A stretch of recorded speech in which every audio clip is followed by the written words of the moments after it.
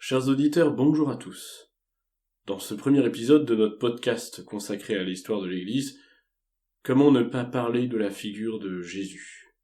Maxime va nous présenter les principales sources historiques le concernant, quelques faits saillants de son message et de sa vie. Bonne écoute à chacun d'entre vous. Existentiel, le podcast de l'histoire de l'Église, des origines à aujourd'hui, avec Maxime et Louis-Marie.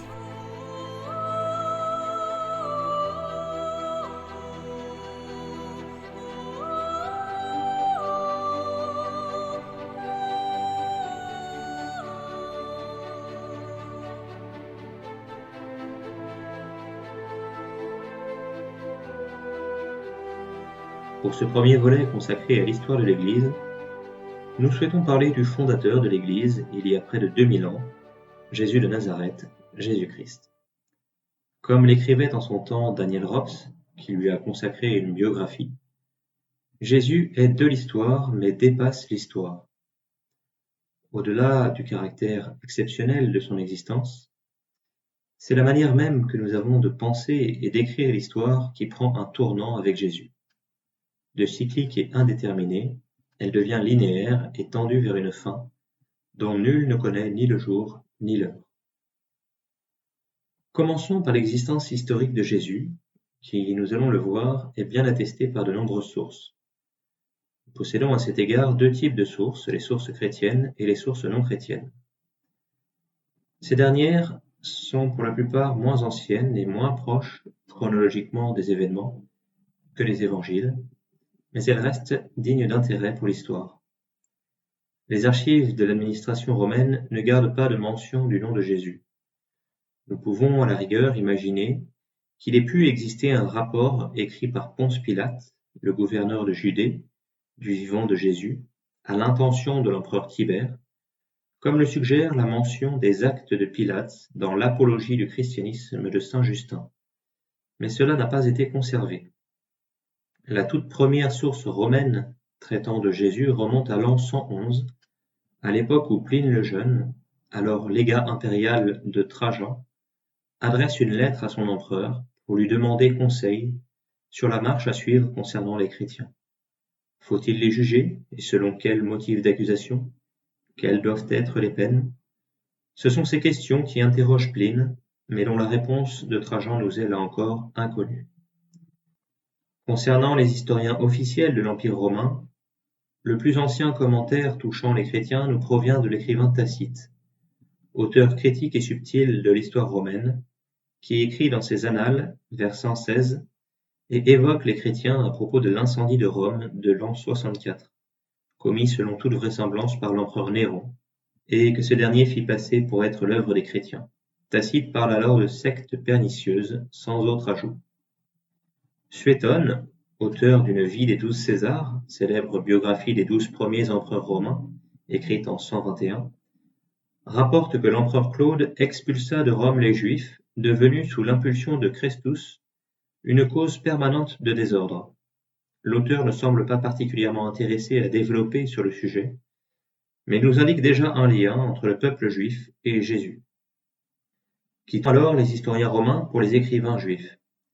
Les deux grands historiens israélites du temps de Jésus sont Philon d'Alexandrie et Flavius Joseph. Rien sur Jésus pour le premier, et pour le second cela fait débat. En effet, Flavius Joseph a écrit sur la prédication de Jean-Baptiste, celui qui baptisa Jésus dans le Jourdain, et sur son supplice, ainsi que sur Jacques, premier évêque de Jérusalem, qu'il désigne comme le frère de Jésus, surnommé le Christ.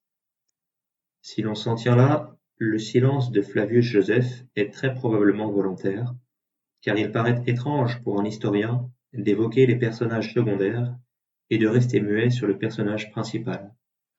Dans les Antiquités juives, écrites vers 93-94, Joseph écrit ce passage qui a été interprété plus tard comme une interpolation d'un copiste chrétien, plein de bonnes intentions mais peu scrupuleux, qui aurait remanié le texte à son avantage.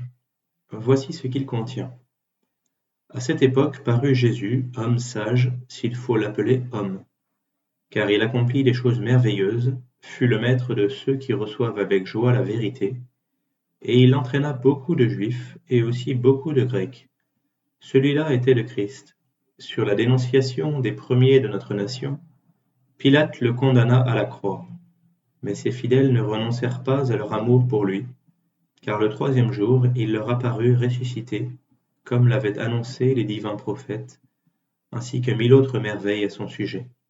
Encore aujourd'hui subsiste la secte qui, d'après lui, a reçu le nom de chrétien. Nous pouvons ainsi observer avec lucidité une certaine contradiction entre les éléments valorisants et dévalorisants sur Jésus dans ce texte, ce qui est probablement un texte inauthentique. Les sources concernant Jésus sont donc essentiellement chrétiennes, ce qui n'est pas sans logique. Elles sont nombreuses, si nombreuses qu'aucune autre personnalité de l'Antiquité ne bénéficie d'une attestation documentaire aussi riche. Rien que pour les évangiles, il existe près de 2500 manuscrits écrits en langue grecque, dont plus de 40 ont plus de 1000 ans d'existence. La version de la Vulgate, la traduction latine de la Bible, établie par saint Jérôme au IVe siècle, nous est connue par plus de 8000 manuscrits. Il reste que les écrits concernant Jésus n'ont pas été rédigés de son vivant. Lui-même n'a rien écrit, et ses disciples n'ont mis par écrit toutes les connaissances qu'ils avaient sur lui que bien plus tard. Comment expliquer ce décalage temporel ? Les historiens du christianisme primitif nous enseignent que la culture juive du temps de Jésus était une culture essentiellement orale. On se transmettait des histoires qu'on apprenait par cœur et qu'on récitait régulièrement. La mémoire des hommes et des femmes des premiers siècles de notre ère était remarquable. Et les disciples des rabbis, les maîtres juifs qui diffusaient un enseignement, comme ce fut le cas pour Jésus, l'écoutaient attentivement et retenaient ses paroles par cœur, grâce à un enseignement spécial qu'on imposait à l'enfant dès sa prime jeunesse. Toutefois, plusieurs écrits nous sont parvenus après avoir été validés par les premières communautés chrétiennes. En effet, les textes qui contenaient trop de merveilleux, de fables et de légendes qui présentaient un Jésus par trop étranger au témoignage des premiers disciples étaient écartés. Ils formeront, pour ceux que nous avons conservés, ce qu'on appelle la littérature apocryphe, qui n'est pas sans intérêt, mais qui n'est pas reconnue par l'Église. Ainsi, 1 siècle et demi après la mort de Jésus, le corpus de livres qui nous le fait connaître est établi. Le décret sur les écritures canoniques du Concile de Trente a fixé les écrits du Nouveau Testament au nombre de 27. Les 4 évangiles, les actes des apôtres, 14 épîtres de Paul, un épître de Jacques, 2 de Pierre, 3 de Jean, 1 de Jude, et l'Apocalypse de Jean. Ce sont tous les livres qui nous font connaître la personne de Jésus. Parmi ces écrits, certains proviennent de témoins ayant connu Jésus-Christ, comme Matthieu et Jean pour les évangiles, Pierre et Jude pour leur épître. Les évangélistes Marc et Luc ont pour leur part connu Pierre et Paul, dont ils ont été les proches collaborateurs. Les évangiles présentent, par les talents et les formes d'écriture variées de leurs auteurs, une histoire de Jésus. Il existe des contradictions entre les évangiles, ce qui est un signe particulier en faveur de leur historicité. Comme le rappellent Langlois et Seniobos dans leur introduction aux études historiques en 1906, la tendance naturelle est de regarder la concordance comme une confirmation d'autant plus probante qu'elle est plus complète. Il faut au contraire adopter la règle paradoxale que la concordance prouve davantage quand elle est limitée à un petit nombre de points. Ce sont les points de concordance de ces affirmations divergentes qui constituent les faits historiques scientifiquement établis. Les 3 évangiles synoptiques s'accordent sur l'essentiel et varient parfois entre eux, ce qui prouve qu'ils ne se copient pas platement. Le 4e évangile, celui de saint Jean, ne doit rien aux 3 autres puisqu'il est pour près de la moitié totalement original. Par ailleurs, nous pouvons mettre en lumière plusieurs critères d'authenticité de ces textes chrétiens. Tout d'abord, les faits et gestes et les paroles du Christ sont très souvent attestés par au moins 2 sources littérairement indépendantes l'une de l'autre. D'autre part, ont été retenus parmi ces textes des événements et paroles qui ont posé difficulté pour les premières communautés chrétiennes. Ainsi en est-il de la venue imminente du règne de Dieu que Jésus annonçait. Certains l'interprétaient au sens strict et cessaient toute activité pour se consacrer exclusivement à la prière. Il a fallu le bon sens et l'inspiration des apôtres pour interpréter les paroles de Jésus et remettre les gens au travail. D'autre part, le baptême par Jean-Baptiste a aussi posé difficulté, dès lors que la divinité de Jésus était reconnue. Comment se fait-il alors qu'il ait eu besoin d'être baptisé ? Un autre critère d'authenticité est celui de la plausibilité historique. Par exemple, il est frappant de constater qu'il y avait deux courants anciens du christianisme qui ont pu défendre l'un l'attachement à la Torah, avec Matthieu, l'autre le détachement à l'égard de la loi, Marc et Paul. Or, c'est le même homme que Marc et Matthieu ont connu. En toutes ces choses, une certaine cohérence se dégage, tant à l'intérieur des discours de Jésus qu'à travers ses actions discrètes et éclatantes. C'est cette cohérence que les historiens et les croyants cherchent à établir.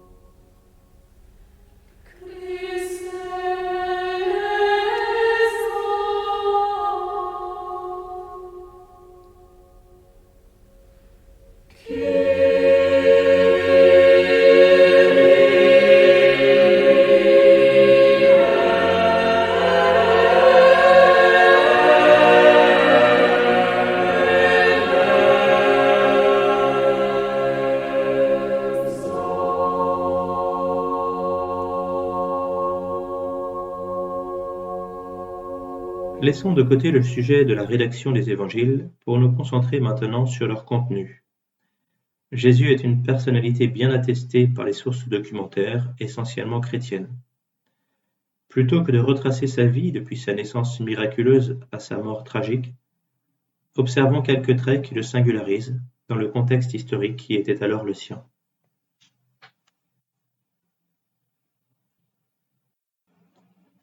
Jésus est un homme juif qui a été pour son peuple et pour tous ceux qui s'intéressent à lui un signe de contradiction. Tout au long de sa vie, il n'a cessé d'accomplir des actions et de prononcer des paroles qui ont suscité autour de lui l'admiration et la haine. Les Juifs, pétris des prophéties de l'Ancien Testament et de l'annonce de la venue du Messie, ont scruté Jésus et l'ont vu évoluer. Certains se sont convertis et sont devenus chrétiens du nom de Christ, qui signifie le Messie, loin du Seigneur, tandis que d'autres interprétaient différemment les paroles et la vie de Jésus et n'ont pas cru à sa messianité. Il est vrai que Jésus se présente comme le Messie, mais pas comme le Messie correspondant aux attentes temporelles de ses contemporains. Il n'est pas ce roi politique attendu par beaucoup, venu pour restaurer la grandeur d'Israël. C'est pour cela qu'il est peu disert sur le titre de Fils de Dieu. Il préfère utiliser l'expression Fils de l'homme, qui est moins connotée politiquement, et lui permet d'entrer plus facilement en relation avec ses contemporains. Jésus est un signe de contradiction aussi pour le peuple juif, puisqu'il rompt avec le juridisme de la loi juive, en transgressant par exemple le repos du sabbat. C'est un jour de sabbat que Jésus accomplit une guérison, et s'attire par là même les foudres de certains juifs zélés qui rivalisent d'ardeur pour l'observance de la loi. C'est pourquoi Jésus dira « Le sabbat a été fait pour l'homme et non l'homme pour le sabbat ». De nombreuses fois, il reprochera à certains juifs d'être plus préoccupés par les observances extérieures de la loi, les rituels humains, et pas assez par le renouvellement intérieur de leur être. Pourtant, Jésus n'est pas un révolutionnaire qui fait table rase du passé pour construire un ordre nouveau. Au contraire, il conserve ce qui est bon et le perfectionne. C'est pourquoi il dit également « N'allez pas croire que je sois venu abolir la loi ou les prophètes. Je ne suis pas venu abolir, mais accomplir. » On mesure mal le déplacement intérieur que ce genre de paroles pouvait exiger pour certains juifs pour lesquels la loi était indépassable. Jésus bouscule ses auditeurs, ses contemporains et ceux qui lisent les paroles rapportées dans les évangiles. Il oblige l'homme à faire ce qu'il aime le moins faire, à aller contre la pente naturelle de ses passions. Nous avons tous des amis, des personnes qui nous sont moins aimables, et des ennemis, et notre amour et notre rejet pour eux nous semblent normal et légitime. Or, Jésus enseigne à ses disciples: Moi je vous dis, aimez vos ennemis et priez pour vos persécuteurs. Car si vous aimez ceux qui vous aiment, quelle récompense aurez-vous? Les publicains eux-mêmes n'en font-ils pas autant? Et si vous réservez vos saluts à vos frères, que faites-vous d'extraordinaire? Les païens eux-mêmes n'en font-ils pas autant? Vous donc, vous serez parfaits, comme votre Père céleste est parfait. Loin de l'image guimauve qu'ont pu donner de lui certains courants religieux, Jésus se montre exigeant, absolu, radical. Les évangiles synoptiques rapportent le dialogue entre Jésus et le jeune homme riche. Un homme s'approche de Jésus et lui demande comment faire pour obtenir la vie éternelle. Jésus lui répond que pour entrer dans la vie, il lui faut observer les commandements. Tu ne tueras pas, tu ne commettras pas d'adultère, tu ne voleras pas, tu ne porteras pas de faux témoignages, honore ton père et ta mère, et tu aimeras ton prochain comme toi-même. Le jeune homme, probablement très pieux et d'une conduite morale irréprochable, lui répond qu'il observe déjà tout cela. Alors Jésus va plus loin et lui dit: Si tu veux être parfait, va, vends ce que tu possèdes et donne-le aux pauvres, et tu auras un trésor dans les cieux. Puis viens, suis-moi. Le jeune homme s'en alla tout triste, car il avait de grands biens. Ce récit est intéressant car il nous rappelle d'une part que Jésus ne s'oppose pas à la loi juive, et d'autre part il nous montre que Jésus demande à se dépasser, à aller plus loin, à faire un pas de plus dans la logique du bien, et non à se contenter de ce que l'on a fait et à rester dans ce qui nous est relativement confortable. Jésus est aussi un signe de contradiction pour notre temps, car sa vie est ponctuée de manifestations miraculeuses et surnaturelles, depuis sa conception virginale jusqu'à sa résurrection en passant par la transfiguration, les guérisons extraordinaires, les exorcismes, les épisodes de la pêche miraculeuse, ou encore celui du changement de l'eau en vin lors des noces de Cana. Or, l'intelligence moderne dont nous héritons, façonnée par l'esprit scientifique, se trouve mal à l'aise face à ces manifestations. Nous avons vu que Jésus est un signe de contradiction pour ses interlocuteurs, pour les hommes de son temps, et aussi pour nos contemporains. Il porte également un message d'universalité. La rencontre entre Jésus et la femme samaritaine est à cet égard révélateur. Jésus est un juif, tandis que la femme qu'il rencontre est une habitante de Samarie, d'une ville appelée Sichar. Ils se rencontrent à l'endroit où cette femme avait l'habitude d'aller puiser de l'eau. Les Juifs et les Samaritains ne se fréquentent pas. Ce passage, rapporté dans le chapitre 4 de l'Évangile selon saint Jean, mériterait tout un développement. Retenons que Jésus compare l'eau que va puiser la Samaritaine, qui étanche un temps la soif, et la source d'eau vive qu'il est lui-même, qui étanche la soif pour toujours. Après lui avoir révélé des connaissances sur sa vie intime, comme le nombre de maris qu'elle a eus, et après qu'elle lui parla du lieu où il fallait prier Dieu, Jésus prononce ces paroles étonnantes. « Crois-moi, femme, l'heure vient où ce n'est ni sur cette montagne, ni à Jérusalem que vous adorerez le Père. Vous, vous adorez ce que vous ne connaissez pas. Nous adorons ce que nous connaissons, car le salut vient des Juifs. Mais l'heure vient, et c'est maintenant, où les véritables adorateurs adoreront le Père en esprit et en vérité. » Jésus reconnaît que le salut vient des Juifs, qui sont le peuple élu, choisi par Dieu depuis toujours, mais que ce salut n'a pas vocation à être réservé aux seuls Juifs. Et cette avance nous est confirmée dans l'Évangile selon Matthieu, où, après la résurrection, Jésus prononce ces paroles: « Allez donc de toutes les nations, faites des disciples, les baptisant au nom du Père et du Fils et du Saint-Esprit, et leur apprenant à observer tout ce que je vous ai prescrit. » Dans son épître aux Galates, Paul, approfondissant cet appel à l'universel, déclarera quelques années plus tard: « Et il n'y a plus ni juif ni grec, il n'y a plus ni esclave ni homme libre, il n'y a plus ni homme ni femme, car tous vous êtes un en Jésus-Christ. » Universalité de la parole de Jésus donc, mais aussi égalité de condition de tous devant Dieu.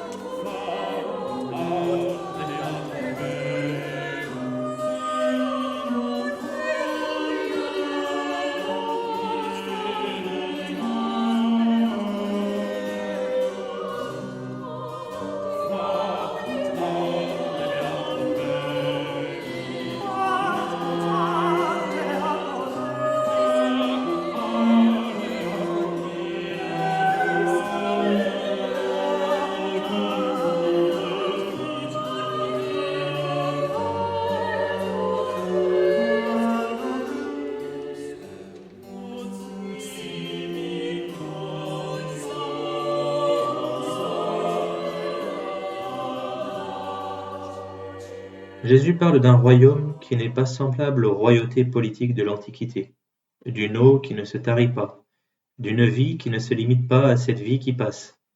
Il ne laisse pas d'interroger ses auditeurs sur son identité profonde, ontologique. Est-il bien le Fils de Dieu? Nous savons que l'expression était en usage parmi les premiers disciples du Christ, Matthieu et Jean, qui écrivent a posteriori. Pierre est probablement le premier homme à formuler ce titre par la grâce d'une révélation selon Jésus. Interrogeant ses disciples, Jésus leur demandait alors: « Mais pour vous, qui suis-je » Simon-Pierre répondit: « Tu es le Christ, le Fils du Dieu vivant. » En réponse, Jésus lui dit: « Tu es heureux, Simon, fils de Jonas, car cette révélation t'est venue non de la chair et du sang, mais de mon Père qui est dans les cieux. » Jésus confirme les paroles de Pierre, mais lui demande de garder cela pour lui pour un temps. Si tous les Israélites sont appelés filles ou fils de Dieu en tant que membres du peuple élu, par adoption filiale, il en va de manière toute particulière pour Jésus. Lui n'est pas un fils adoptif, mais le Fils l'unique du Père. Il en a pleinement conscience et cherche à le faire comprendre à ses disciples. Dans la parabole des vignerons homicides, Jésus fait allusion au Fils bien-aimé que le vigneron, c'est-à-dire le Père, envoie en dernier, donc après tous les prophètes. Il y a là une manière allusive de parler de sa propre identité de Fils de Dieu.